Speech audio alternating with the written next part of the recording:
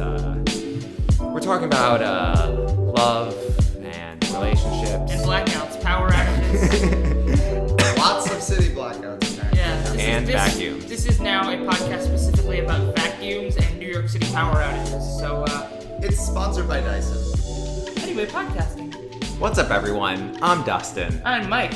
And this is the Project Propose podcast. Love the alliteration there. Right? It's really beautiful. That's the only reason why I did it. I'm only proposing for the alliteration. I have my priorities set straight. Appreciate that. So a lot of progress has been made since we last spoke. Do tell. He literally has not told me anything because he wanted to tell me on here. That's right. So I'm very in the dark. So I've been thinking about the scavenger hunt as if it were a movie. There's going to be a bunch of different locations. It needs to be planned where we're going, who's going where, all the little details in between. So I've been writing what's kind of like a script. Hey, you want to make it cinematic. Exactly. Yeah. There's no words in the script, but it basically gives a breakdown of everything that's going to be happening. Ooh, I'm looking at it right now for the first time. There's check boxes. Oh yeah, I'm gonna check everything off as it happens. That's so official. That's right. So the I get a massage. You don't get a massage. Oh, man. So the day's gonna start with Brenna, Samara, and Corey going to get a massage. They are gonna go at 9 a.m. in the morning. Can I play Corey in this movie so that I get a massage? You're gonna have to audition for the part, though. Oh, man. No, I think you'll get it. I think so. I think I have a strong, I have a strong Corey presence. Yeah, but you also might not get it. So they're all gonna go to the spa, which will give me like an hour to wash up, get out of the room, and prepare it for Brenna.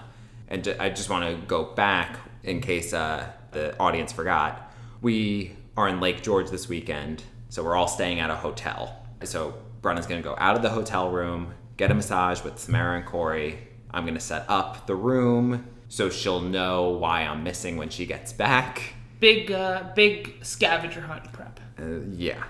Around like 10 o'clock, Brenna will get back to her room, and there will be a tablet with a video of me explaining. Well, really, I'm not explaining anything. I'm just going to tell her, meet me in the lobby in 2 hours and wear comfy shoes. I'm hoping. You should totally trick her and just be like, wear like the worst, most uncomfortable heels that you have. So Brenna's going to think that she's meeting me in the lobby. Turns out she's actually going to meet Nick in the lobby. That's not you. That isn't me. That's Nick. But before we get there, Nick and you need to get to Lake George. I would hope so. Which will happen 30 minutes before Brenna gets to the lobby. Okay. Which will give you ample time to get there. I don't know. Nick and I show up at 3 p.m. Just like, well, we just stopped for ice cream. Where were you guys? I counted on you. You know what else I counted on? This vanilla soft serve with rainbow sprinkles. So you guys are going to bring some equipment up with you. The equipment is TBD. We're going to transfer it from your car to my car. It's drugs. Lots of drugs. We're not supposed to say that on air. Man. Well, I incriminated.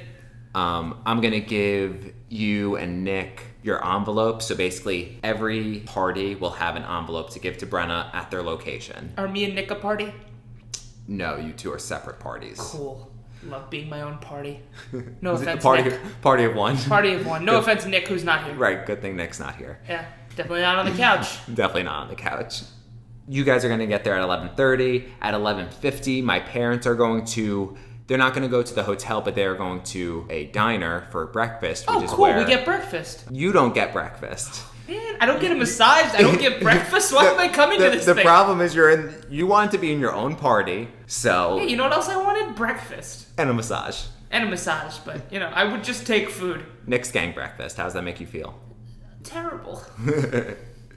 So they're going to be there at around 11:50. Brenna goes to the lobby at 12 o'clock and sees Nick. Nick gives her the first envelope, which will basically lead Brenna to the diner. Okay. Which I'm basically hoping each time she thinks she's going to see me, but then she doesn't. So my family's there. They eat breakfast. While they're at breakfast, me and you are going to the arcade. Sweet, I finally get to do something fun. See? Would you rather eat and get a massage or go to the arcade? I think you know me well enough to know that I would 100% rather be at the arcade. That's right.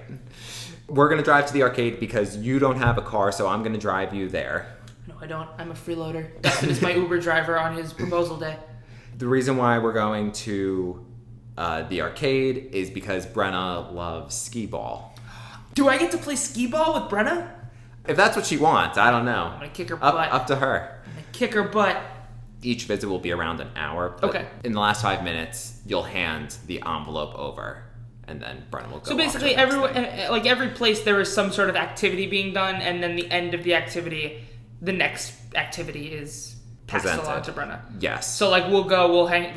She'll have breakfast with your family, and then at the end of breakfast, she gets the envelope to the next place, and then the next place will be the arcade. Yep. And we'll hang out at the arcade, and then when we're done hanging out at the arcade, I give her the next place. Yep. And cool. I forgot to mention that Nick is going to be following her around the entire time, filming her, and then we'll post the video on YouTube after this podcast. Strong social presence for this podcast. I like completed. It. Yeah.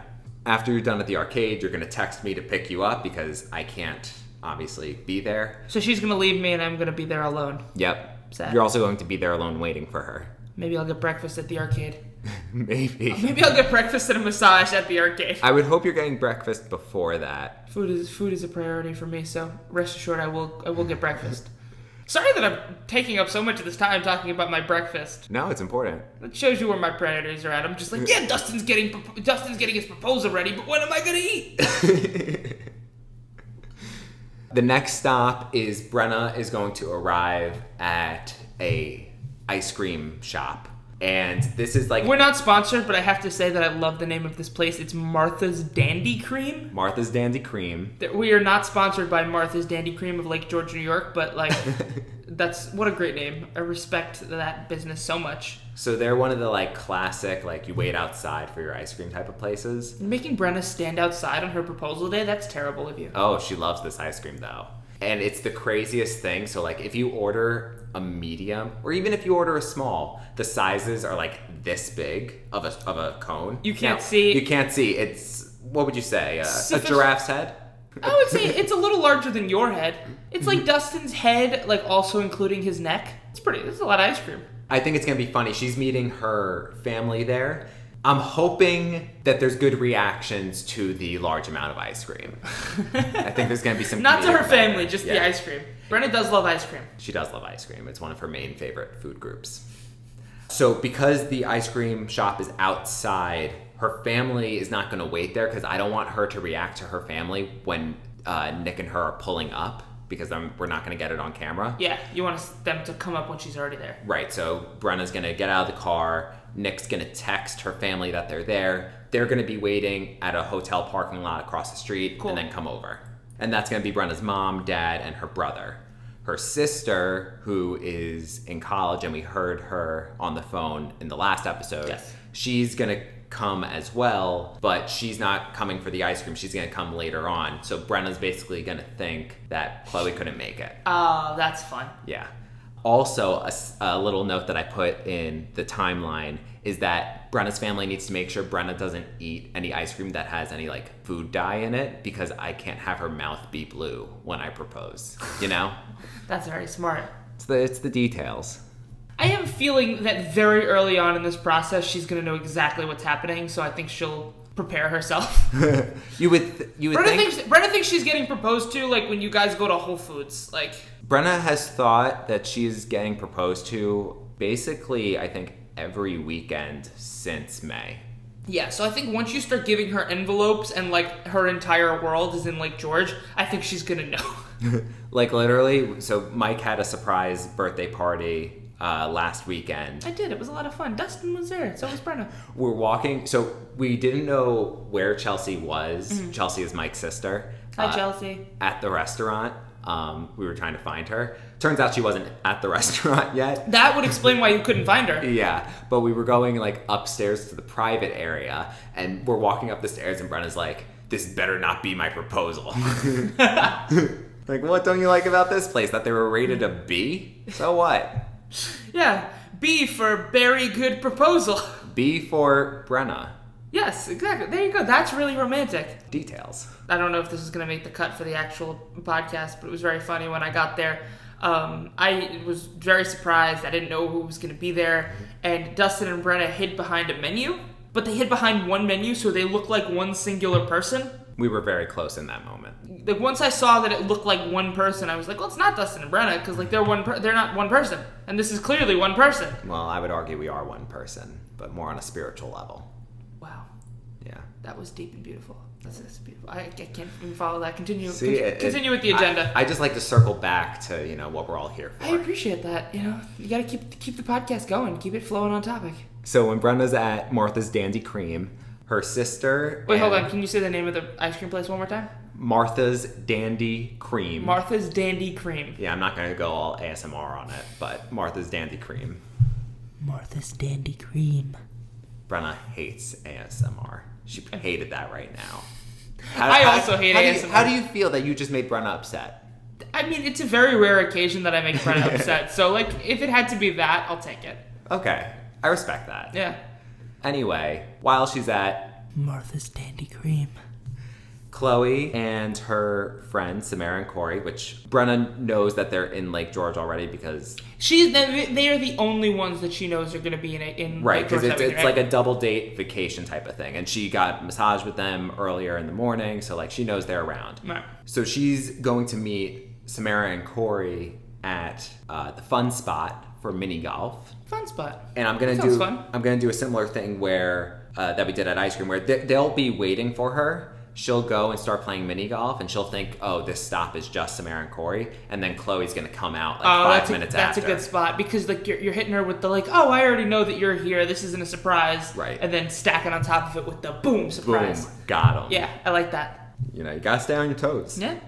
So then, as they're playing mini golf, you and I go off on a bit of an adventure. We leave Lake George. We go back to Queens. We get Chipotle.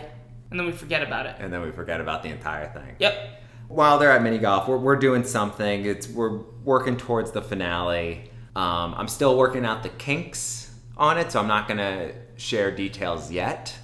Do I get these details? You'll get the details in the next episode. Ooh. But just for reference, Brenna left for the massage around 9 o'clock, and mini golf starts at 3:05. So this is like a full day already. This is planned out to a T. I have a lot of respect for this. Yeah, and then this finale is going to take... 6 hours. It's going to take a little while. No, I think ideally we have dinner by 7 o'clock. Okay. That's what I'm thinking. Yeah, so that's all I have planned out. Now I think we could, talk about the real good stuff. Philosophical questions about love and relationships. Wow, that's what the people are here for. On the podcast called Project Propose. I would argue it's a spectrum. Some people are here for the propose, and other people are here for the project. My question is, though, if you're on the project side, are you attracted to people on the propose side? I don't know what that means. You know what I'm trying to say? Do opposites attract? Oh, you could have just said that. I could have, but I was trying to make it all connect. Well, you did a poor job, but I do appreciate you posing the question. And I appreciate the honesty. I'm not crying, you're crying. Listen, I'm not beating around the bush here. Dustin is crying. What bush? We're in a bathroom. I would love to keep up the illusion that we're recording in a bathroom. What do you mean? This is a bathroom. Yeah, it is. I just peed in that corner. That was the sink. Anyway, do opposites attract, like, always? Or, like, is that a thing? I mean, I would say in your experience, do you feel like, do opposites attract? For me personally, no. Like, I am generally more attracted to people that are similar to me and that I can bond with over our similarities. Mm-hmm.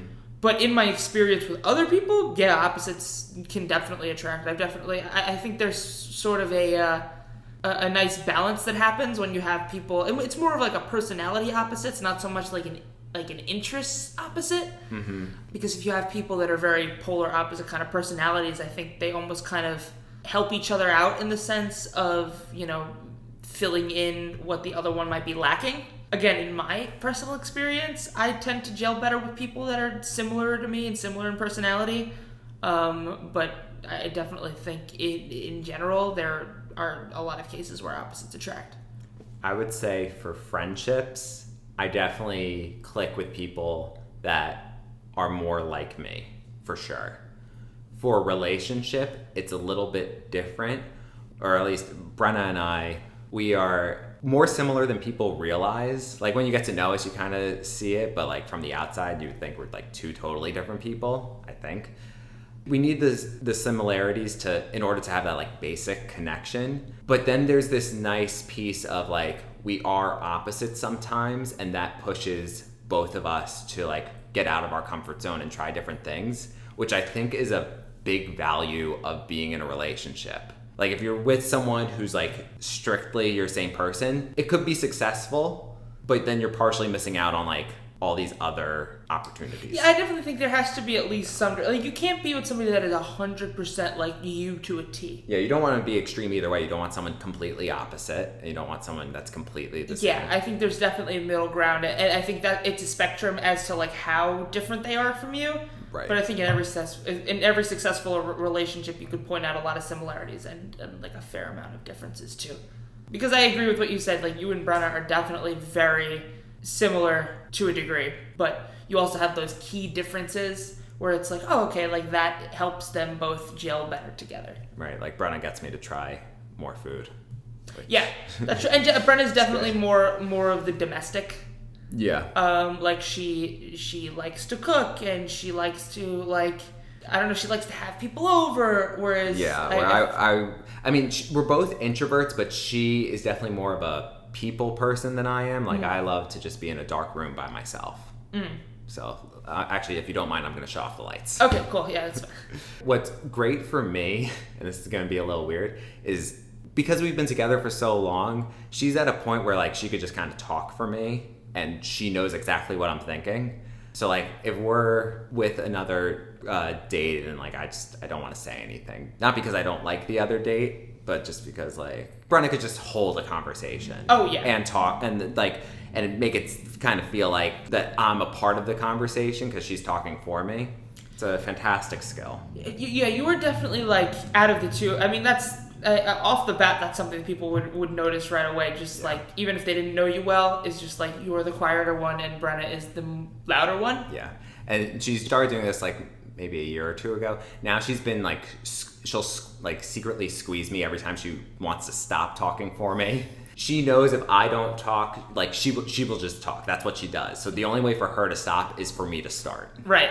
So like she's developed a system for you to Yes. give her a break. Yes. Very strategic. But yeah, but that's kind of what I was talking about. Is like you guys have the similarities enough where you guys have common interests and things that like you've bonded and gotten along over, but also those key differences of filling each other's gaps, filling where the other one might like have becoming each other's strengths. Right. It's also funny if like you just look at the TV that we consume. Like we both like to watch like Shark Tank and the Goldbergs and The Bachelor. Love The Bachelor. So like we have like common ground for TV shows. So like that's a similarity. But then we have the opposites where like I love to watch YouTubers play Super Mario Maker, and Brenna hates that, and she loves to watch Bravo, and I can't watch most of it. There are some things that like I'm okay with, but you know, like Vanderpump Rules, I think that's on Bravo. Yeah, more like Vanderpump Doesn't Rules. Got 'em. Feel that heat. But yeah, I think you can kind of take any aspect of the relationship and see, it's kind of like a Venn diagram. You could see like where we fall, like what's in the middle, and then what's on only my side and only Brenna's Yeah, side. absolutely. So like to get back to your original question, I think I would argue that like the question of do opposites attract or do they not, I would say that the true answer falls somewhere in the middle. It's just like, do complete opposites attract? Probably in certain cases, but like I would argue it's not the healthiest. Right, most of the time. And do people, or like you, and take the opposite side, or do like people that are exactly the same attract? Again, probably in certain situations, but that's also probably not the healthiest. The healthy relationships, I would say, are people in the middle where it's like, yeah, you have a lot of common interests and a lot of common ground that you can bond over, but at the same time, you have enough differences to where you can kind of form a healthy unit together. Well said. Thank you. So obviously that has worked out well for you guys, just kind of forming your relationship based on both your differences and your similarities. But what I want to know is, in that whole span of your relationship, those 7+ years, It's been 9+. No. Is it 9? It's almost 9. It's 9 in November, so 8 oh, wow. plus years. 8+ years. Yeah. See, I can't even keep up. I can't keep up either. So. In those 8+ years, what has been like your favorite phase? You guys went from being like friends to more than friends to dating to living together to long distance to living together to almost engaged. So what almost engaged, practically engaged. She doesn't know it yet. Yeah, by the time you hear this, they will be engaged. That's right. So what has been your favorite phase of that? That's a good question. I know, that's why I asked it. I only ask good questions. So, for starters... No reaction. I totally missed what you said, to be I honest. said, of course it was a good question. I only ask good questions. You need to understand, when you ask that question, I'm like rolling back through the 8+ years in my head. You're not paying attention to my nonsense. Right, I'm trying to pinpoint, some serious stuff in my relationship. Completely. And you're just distracting me. Completely fair. Sorry. Do your thing. I consistently love Brenna more now than I did in the past. Like, the love only grows, and I think that's on both sides of this relationship, on her side and my side. With that said, I think my favorite part or favorite phase of the relationship was the beginning. It's not that it was the honeymoon phase where like we were just crazy about each other. It was more about getting to know one another on a deeper level. Like, that's something two humans do not do often. Yeah, it's you get to that point where a different kind of barrier falls in terms of the conversations that you have. Yeah, you just learn so much about someone. Like, that to me is very exciting. And also, it's like, if you look at us now, it's a pro and a con. Like, yeah, Brenna could like totally talk for me. She knows exactly what I'm thinking, but that's because she knows me inside and out. There's really no surprises there, which is, a good thing, but also like, it's a little bit less exciting. Do you find that there's still those things that you guys didn't know about each other that you're learning about each other? Or are you kind of just like open book at this point? It rarely happens. I mean, we're totally open book. So at this point, if I don't know something about Brenna, it's just because it's either never occurred or like she forgot to mention it, but that really doesn't happen. Again, because Brenna's a talker. Yeah, it's got to be a really minimal thing if it came up. If it hasn't come up in 8+ years. Yeah, like I'm trying to think of something that happened recently, but nothing is crossing my mind. What's Brenna's favorite flavor of ice cream? Actually, that's a great story. So, Brenna, one, the answer is Ben & Jerry's fish food. Ooh, good choice, Brenna. Now, you'll know with Ben & Jerry's fish food, it has chocolate chunks in it. It does. Rewind back to a couple years ago. We're at the supermarket. I'm like, Brenna, what type of ice cream you want? And she's like, nothing with chocolate chunks. I don't like chocolate chunks. So we're going through and we're looking, and she's like, oh, I like fish food. I'm like, Brenna, this has chocolate chunks in it.